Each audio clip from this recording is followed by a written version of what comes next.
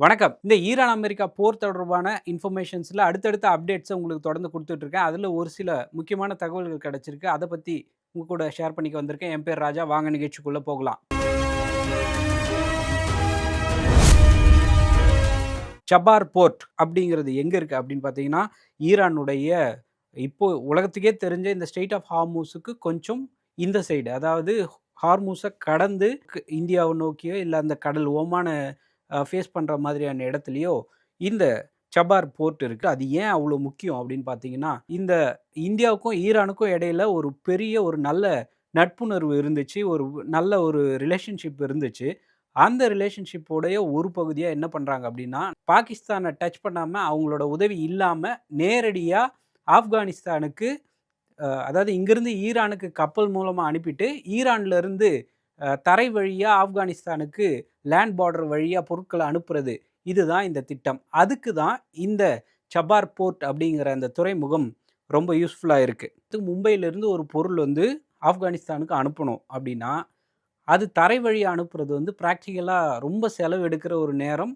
அதுவும் இல்லாம உடனடியா ஒரு பொருள் போய் அங்க ஆப்கானிஸ்தானுக்கு போய் சேராது. 2024ல அத மொத்த போர்ட் மொத்தமே இந்தியா யூஸ் பண்ண முடியாது. ஏன்னா, அது ஈரான்ல இருக்குது அப்படிங்கிறதுனால, அதுல ஒரு குறிப்பிட்ட டெர்மினல் மட்டும் நம்ம யூஸ் பண்ணிக்கலாம் அப்படின்னு சொல்லி 2024ல அது சம்பந்தமா ஒரு அக்ரீமெண்ட் நடக்குது.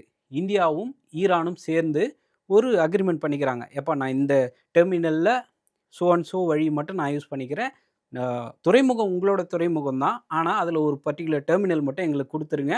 இது வந்து ஆப்கானிஸ்தானுக்கு பொருட்கள ஏத்திட்டு போறதுக்கு. அப்படின்னு சொல்லியே 10 வருஷத்துக்கு ஒரு அக்ரீமெண்ட் போடுறாங்க. திடீர்னு ஒரு பிரச்சனை வருது அப்படிங்கிறத நம்ம பார்க்கலாம். அமெரிக்காவுக்கும், ஈரானுக்கும் இடையில இன்னைக்கு நேத்து இல்ல, ரொம்ப நாளாவே ஒரு சண்டை இருந்துகிட்டே இருக்கு அப்படிங்கிறதுனால, அப்பப்போ அவங்க வந்து அமெரிக்கா வந்து சாங்ஷன்ஸ் அப்படின்னு சொல்லுவாங்க. ஒரு தடை போட்டுருவாங்க. ஈரான் மேல அமெரிக்கா போட்டிருக்கிற சாங்ஷன்ல இருந்து இந்தியா மட்டும் தப்பிக்கணும் அப்படின்னா, அதுக்கு தனியா ஒரு ஒப்பந்தம் போட்டிருக்காங்க. சரி, அப்படி என்ன அந்த ஒப்பந்தம் அப்படின்னு சொல்றாங்க பார்த்தீங்கன்னா, ஈரானுக்கு என்ன தடை வேணா போடுங்க. நாங்க ஈரானையே முழுசா யூஸ் பண்ணல. அதுல எங்களுக்கான ஒரு டெர்மினல் மட்டும் தான் யூஸ் பண்ணியிருக்கோம். அதுக்காக நீங்க அந்த சாங்ஷன்ஸ்ல அவங்க மேல என்ன தடை வேணா போட்டுக்கோங்க. பட் எங்களுக்கு கொஞ்சம் கருணை காட்டுங்க அப்படிங்கிற மாதிரி ஒரு சின்ன ஆப்ளிகேஷனா வச்சு தான் அமெரிக்கா கிட்ட ஒரு டைமும் இந்த சாங்ஷன்ஸ நம்ம மாத்திக்கிட்டே இருப்போம். இந்த சாங்ஷன்ஸுக்கும் சபார் போர்ட்டுக்கும் ஒரு முக்கியமான ரிலேஷன்ஷிப் இதுதான் அப்படிங்கிறத நம்ம புரிஞ்சுக்கலாம். இதுல இப்போ இந்த போர்ட்ல ஏன் ஸ்பெசிஃபிக்கா இந்த போர்ட்ட பத்தின இவ்ளோ டீட்டெயில்டா நம்ம பார்க்க வேண்டியது இருக்கு அப்படின்னு பார்த்தீங்கன்னா, 2018ல இருந்து அமெரிக்காவோட வெய்வர் அமெரிக்காவுக்கும் ஈரானுக்கும் சண்டை நடக்குது அப்படின்னா, இந்தியா எங்களுக்கு அதுக்கு சம்மந்தம் இல்ல. எங்களுக்கு கொஞ்சம் அலோவ் பண்ணுங்க அப்படின்னு கேட்கறது, பெர்மிஷன் அமெரிக்கா குடுக்குற அந்த பெர்மிஷன வெய்வர்ன்னு சொல்லலாம். சரி, நீங்க ஏதோ ஒண்ணு பண்ணிக்கங்க அப்படின்னு சொல்றது தான் அந்த வெய்வர். இந்த வெய்வர் 2018லேருந்து இந்த குறிப்பிட்ட சபார் போர்ட்ல இருக்குது. அதாவது 2025ல இந்தியாவுக்கும், அமெரிக்காவுக்கும் இடையில இந்த வெய்வருங்கிறது அப்பப்போ அ ஒரு குறிப்பிட்ட காலகட்ட கெடு குடுப்பாங்க. அந்த கெடு முடிஞ்சிருச்சுன்றப்போ 2 தரப்பும் வந்து லெட்டர் மூலமா கம்யூனிகேட் பண்ணி இந்தியாவும், அமெரிக்காவும் இந்த வெய்வர வந்து இன்னும் எக்ஸ்டெண்ட் பண்றேன் அப்படிங்கிற மாதிரியான இன்ஃபர்மேஷன்ஸ் அடிக்கடி நடக்கும். அப்படிதான் போன வருஷத்துல அமெரிக்காவுக்கும், இந்தியாவுக்கும் இடையில கடித போக்குவரத்து நடந்து, இந்த சபார் போர்ட்ட நீங்க யூஸ் பண்ணிக்கலாம் அப்படிங்கிற ஒரு டெட்லைனு இந்த ஏப்ரல் வரைக்கும் அவங்க குடுத்திருந்தாங்க. அதுக்கு பிறகு இந்த வெய்வர் இல்லாம இந்தியா ஆப்பரேட் பண்ணுச்சுன்னா என்ன ஆகும் அப்படின்னு கேட்டீங்கன்னா, அது நேரடியா ஈரான் கூட ஒரு நல்ல நட்புணர்வு இருக்கு. அதாவது அமெரிக்காவோட கோபத்துக்கு ஆளாக வேண்டியது இருக்கும் அப்படிங்கிறது தான் வெய்வருக்கு பிறகு யூஸ் பண்ணா நடக்கிற முக்கியமான ஒரு சினாரியோ. போர்ட்ட யார் நிர்வகிக்கிறாங்க அப்படின்னு பார்த்தீங்கன்னா, இந்தியன் போர்ட்ஸோடைய ஐபிஜிஎல் அப்படிங்கிற ஒரு அமைப்பு தான் இருக்கு. இந்த அமைப்பு தான் வந்து நம்ம ஏற்கனவே சொன்ன அந்த ஈரான்ல இருக்கிற சபார் போர்ட்ல ஃபுல் போர்ட் அவங்க யூஸ் பண்ணல. ஒரு சின்ன ஒரு டெர்மினல் மட்டும் யூஸ் பண்றாங்க. இப்போ இதுல முக்கியமான விஷயம் என்ன அப்படின்னு பார்த்தீங்கன்னா, இந்தியாவுக்கு அந்த சபார் போர்ட்ல இருக்கிற அந்த குறிப்பிட்ட டெர்மினல் அத வந்து இப்போதைக்கு ஈரானுக்கே வித்துறலாம் அப்படிங்கிறது தான் இப்போ இருக்கிற புது அப்டேட். அது என்ன ஈரானுக்கே வித்து என்ன செய்ய போறாங்க அப்படின்னு பார்த்தீங்கன்னா, இந்த சபார் போர்ட்ல இந்தியா இதுவரைக்கும் முதலீடு செய்திருக்கிற தொகை அப்படின்னு பார்த்தீங்கன்னா, $120 மில்லியன்.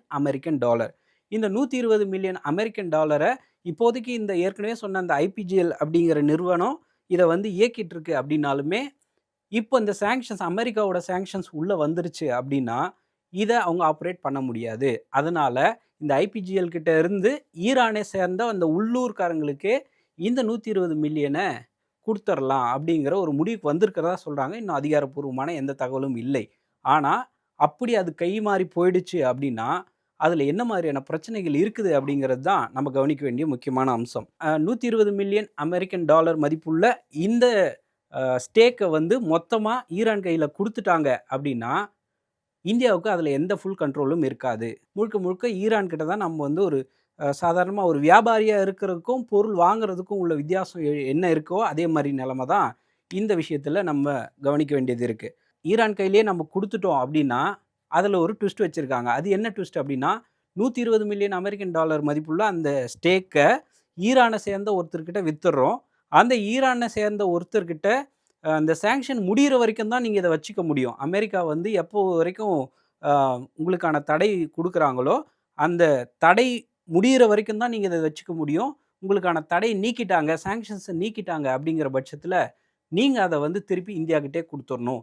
அப்படிங்கிறது தான் இந்த ஒப்பந்தத்துடைய அடிப்படை. இப்ப இந்த சபார் போர்ட்டோடவே இன்னொரு புது சிக்கலும் ஒண்ணு புதுசா உருவாயிருக்கு அப்படின்னு பார்த்தீங்கன்னா, இந்தியா எப்படி இந்த சபார் போர்ட் நம்பளுக்கும் பாகிஸ்தான தொடாம ஸ்ட்ரெய்ட்டா ஈரானுக்கு இந்த சபார் போர்ட் எந்த அளவுக்கு ஹெல்ப் பண்ணுதோ, அதே போல போற இடம் எல்லார்கிட்டயும் கொஞ்சம் கொஞ்சம் காசு குடுத்து, கொஞ்சம் கொஞ்சம் இன்வெஸ்ட் பண்ணி, இந்த சைனாக்காரங்க பெர்ஃபெக்ட்டா ஒரு ஸ்கெட்ச் போட்டு வச்சிருக்காங்க. சைனாவ சேர்ந்த அந்த கவர்மெண்ட் தான் வந்து ஸ்ரீலங்காவுக்கு அளவுக்கு அதிகமா கடனா குடுத்து, குடுத்து அந்த சீனாவ மொத்தமாவே ஒரு கடன்கார நாடாவே மாத்திட்டாங்க அப்படிங்கிற ஒரு ஸ்டேட்மெண்ட்டும் நம்ம பார்க்க முடிஞ்சுச்சு. அப்படி நம்ம இந்தியாவுக்கு பக்கத்துல எந்தெந்த நாடுகள் இருக்கோ, அந்தந்த நாடுகளுக்கு கடன் குடுத்து, அத இன்வெஸ்ட் பண்ணி, அத தன்னுடைய ஆதிக்கத்த அதிகமாக்குறதே சைனாவோட வேலையா இருக்கு. அப்படிதான் இந்த பாகிஸ்தான்ல குவதார் அப்படின்னு ஒரு துறைமுகம் இருக்கு.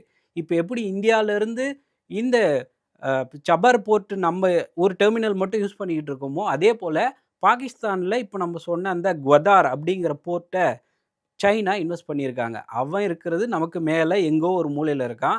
அவன் பாகிஸ்தானுக்கு கடன் குடுத்ததோட இல்லாம, பாகிஸ்தானுடைய கடற்கரைய ஒட்டுன மாதிரியே இருக்கிற இந்த குவதார் போர்ட்ட அவன் எடுத்துக்கிட்டதுனால, அதில இன்வெஸ்ட் பண்ணியிருக்காங்க அப்படிங்கிற ஒரே ரீசனுக்காக, அது வந்து எவ்வளோ பாதுகாப்பா இருக்காது அப்படிங்கிறது இது மூலமா நம்ம தெரிஞ்சுக்கலாம். ஸோ, எங்கேயோ இருக்கிற சைனா, பாகிஸ்தான் நம்மளுக்கு பக்கத்து நாடா இருக்கிற பாகிஸ்தானுக்கு வந்து, அவங்களோட போர்ட்ட இவங்க அண்டர்டேக் பண்றாங்க.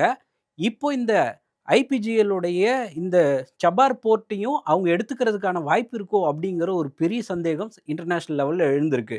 இந்த ஈரானுடைய சபார் போர்ட்ட சப்போஸ் சைனா எடுத்துக்கிச்சு அப்படின்னா, இந்தியாவோட எந்த கண்ட்ரோலும் நம்ம கையில இருக்காது அப்படிங்கிறத நம்ம கவனிக்க வேண்டியது இருக்கு. அதாவது ஏற்கனவே நம்ம முதல்ல சொன்ன மாரி மும்பையிலேருந்து ஆப்கானிஸ்தானுக்கு ஒரு பொருள் போகணும் அப்படின்னா, இனிமேல் இந்த சபார் போர்ட் ஒருவேளை சைனா கைக்கு போயிடுச்சு அப்படின்ற பட்சத்தில நம்ம ஆப்கானிஸ்தானுக்கு தரை வழியா மட்டும் தான், அதுவும் காஷ்மீர் வழியா, ரோடு வழியா மட்டும் தான் அனுப்ப முடியும் அப்படிங்கிறது, இங்க நம்ம கவனிக்க வேண்டிய ஒரு முக்கியமான விஷயம். இதுக்கு அடுத்தபடியா ஸ்ட்ரெய்ட் ஆஃப் ஹார்முஸ் பிரச்சனையே இன்னும் ஒரு முடிவுக்கு வரல அப்படிங்கிற பட்சத்தில, இன்னொரு புது சிக்கல் ஆரம்பிச்சிருக்கு. அது என்ன அப்படின்னு பார்த்தீங்கன்னா, மலாக்கா ஸ்ட்ரெய்ட் அப்படின்னு ஒரு ஸ்ட்ரெய்ட் இருக்கு. ஸ்ட்ரெய்ட் அப்படிங்கிறது நீரிணை. இந்த மலாக்கா ஸ்ட்ரெய்ட் அப்படிங்கிறது கச்சா எண்ணெயில பெரிய சோக் பாயிண்ட் அப்படின்னு இத சொல்றாங்க. இந்த ஹார்முஸ் மாதிரியே நாங்களும் ஏன் இதுக்கு வந்து ஒரு டோல்கேட் மாரி காசு வாங்கக்கூடாது அப்படின்னு சொல்லி, இந்தோனேஷியாவுடைய ஃபினான்ஸ் மினிஸ்டர் சொல்லியிருக்காரு. ஈரான் மட்டும் அவங்க மட்டும் டோல் வாங்குறாங்க. அதையும் யாரும் கேட்கவே மாட்டேங்கிறீங்க.